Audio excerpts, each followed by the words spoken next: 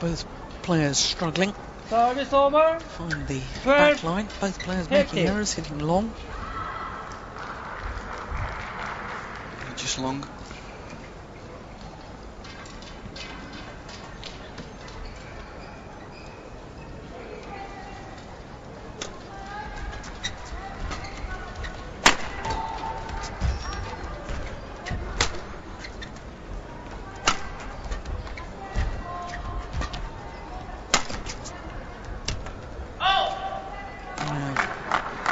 Just emphasising our point. Service over. 16-12.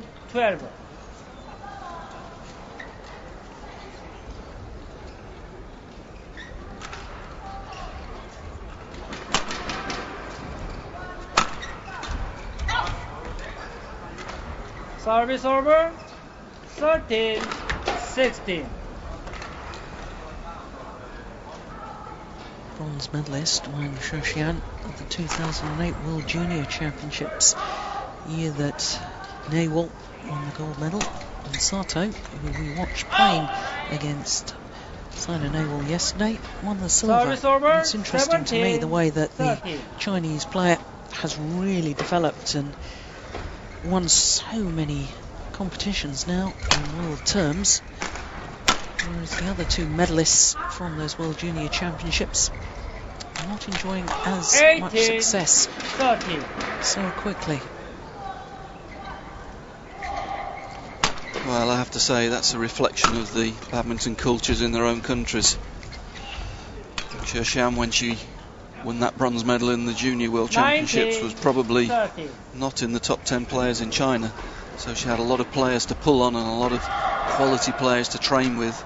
So her speed of development a lot quicker than Saina, who was already #1 in India at that stage, already the best player in her country. Much harder for her to develop on her own. Already reaching that #1 status in her own country by 16 years of age. Service over. 14-19. A little bit the same situation with Sato. Sato, arguably the best Japanese player at the moment, at the tender age of 19. It's a super angle. Service over. Virtually no backswing of the racket, just flipping over with the racket head, guiding it down across court. And now 6 game points to Wang Shixian.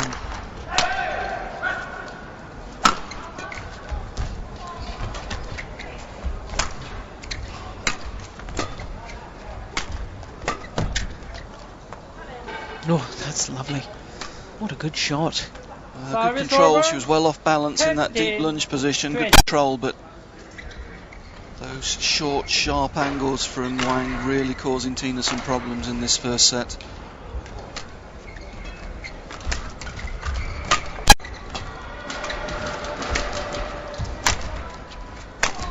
Now it's going wide.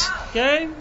And the opening First game won by Wang Shixian, 21-15. 21-15, says the umpire. And there's confirmation. Just 13 minutes of play. And the new world #1, the #2 seed, Wang Shixian, is continuing her good form.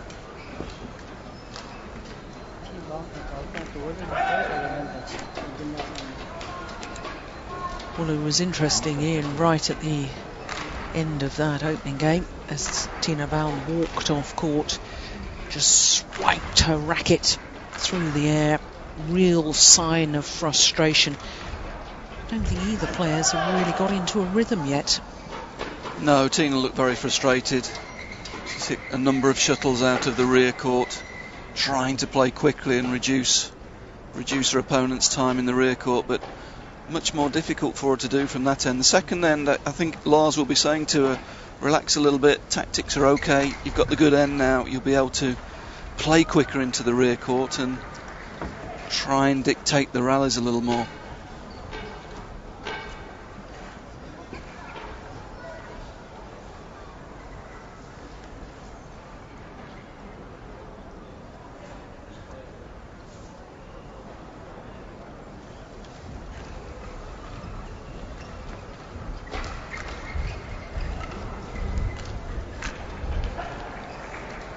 It's the big swish of the racket, the real frustration. Quarter set, 20 seconds. Quarter set, 20 seconds. Inbound. Well, we saw frustration as she walked off court, and her body language by the end of that 2-minute timeout. Still not looking particularly good. Head coach Lars Uar doing his best to get her spirits up, get her believing in herself. Play.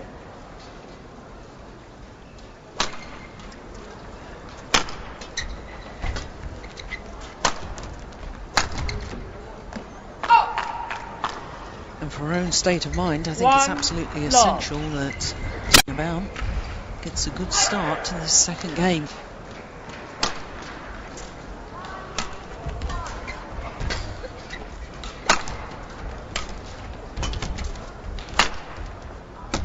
Yes, for Tina to turn this game around, she's really got to take the initiative, even if it means one or two risks. She can't afford to let a Chinese opponent dictate the play, because she just hasn't got the mobility to deal with that, I'm afraid.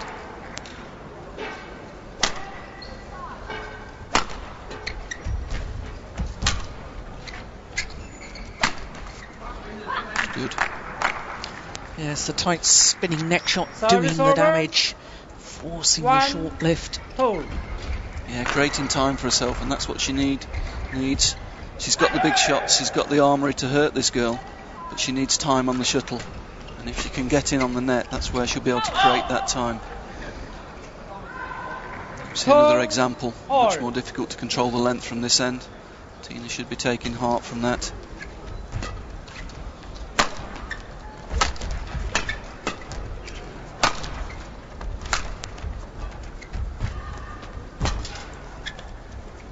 Go wide. Yeah, again, good net. Really lunging and taking the shuttle early. Yeah, we've known for a long time that the tight spinning net shot is one of the most important shots in the men's singles event, and it really is proving to be the case now that women's singles has developed the athletic ability, the fitness levels, the racket skills of all the top women players in world badminton now. I think that the tight spinning net shot is becoming just as important.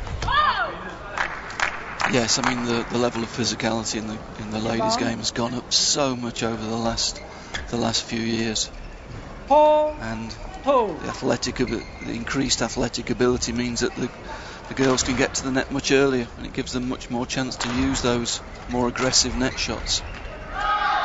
Get some spin on the shuttle, create time, force the opponents into the higher lifts. Service over. It's particularly relevant for Tina, who has great overhead power and variety in her game. When she has got time in the shuttle, she hurts every player in the world. Here's a good example. Super smash. Service over. 5-3.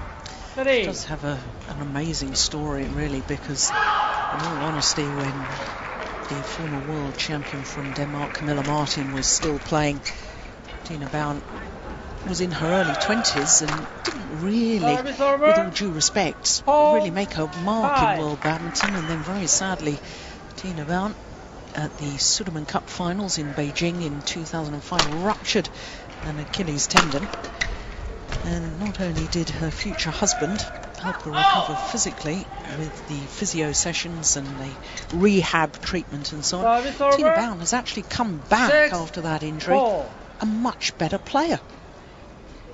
Seems to have belief, she seems to be a better athlete. Yes, I think serious injury very often with athletes is a decisive factor in the career.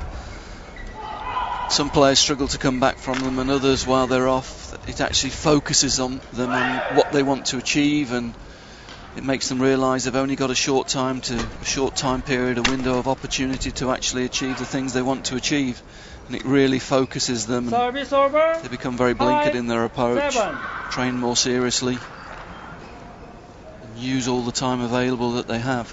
And that's certainly the case with Tina. Mentally a much stronger athlete post-injury than prior to the injury. Oh yes, good kill. Service yes, over. I guess also the courage to go for it after serious injury.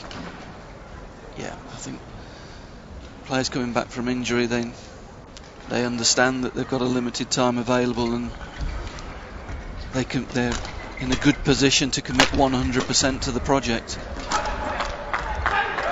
Yes, I think the most outstanding athlete to demonstrate that was probably skier Hermann Maier, who literally almost lost his legs in a motorbike accident, came back to the Olympic Games, the former Olympic champion.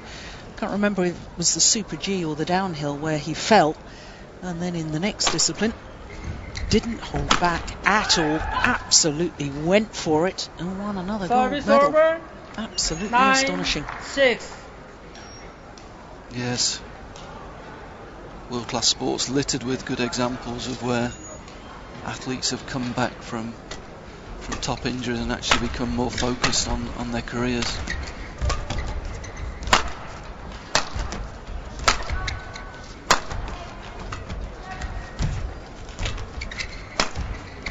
That's a good rally. My example would be 10-6. while I was working in France, David Douillet, who was the judo Olympic gold medalist at heavyweight, had retired, and he was in a very serious motorbike accident and broke a number of bones, and while he was injured he decided he wasn't actually ready to quit, and he wanted to come back and compete at Olympic level again, and he went through 15 months of incredible rehabilitation and actually came out and won the Olympics again. Yeah, it's phenomenal.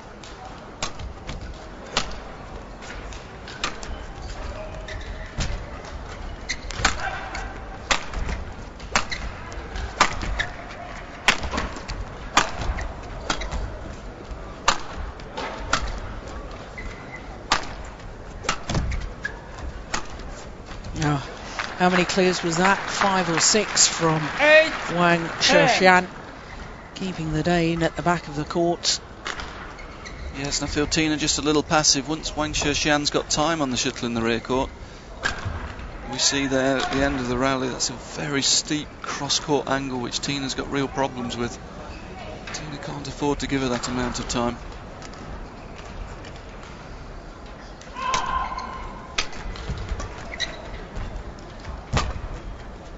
Good net again creates the time.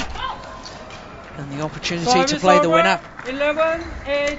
In contrast to the opening game, here in the second, it's the Dane who has the advantage at the mid-game interval.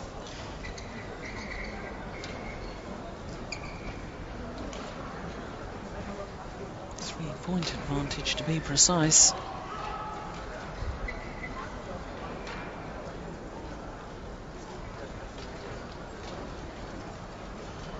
Yes, of course, Tine Baun